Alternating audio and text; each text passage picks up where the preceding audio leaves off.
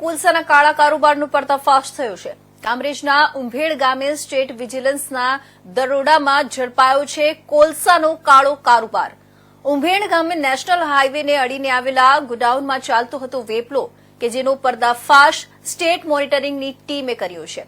વિદેશથી આવતા ઇમ્પોર્ટેડ કોલસામાં હલકી ગુણવત્તાનો કોલસો મિક્સ કરી વેચવામાં આવતો હતો। પોર્ટ પરથી કોલસો ભરી નીકળતી ટ્રકના ડ્રાઈવર સાથે મેળાપીપળામાં ચાલતો હતો આ સમગ્ર વેપલો કે જ્યાં વિજિલન્સે આશરે 7 લાખની કિંમતનો 98 ટન ઇમ્પોર્ટેડ કોલસો, 1,31,000ની કિંમતનો વેસ્ટ કોલસો, 4 ટ્રક અને એક લોડર, એક 4 વ્હીલ કાર, રોકડ મોબાઈલ મળી 1,33 લાખ રૂપિયાનો મુદ્દામાલ ઝડપી પાડ્યો છે। પોલીસે 7 લોકોની અટકાયત કરી છે અને 3 લોકોને વોન્ટેડ જાહેર કર્યા છે। સ્ટેટ મોનિટરિંગ સેલના દરોડાથી સ્થાનિક પોલીસ ઊંઘતી ઝડપાઈ છે।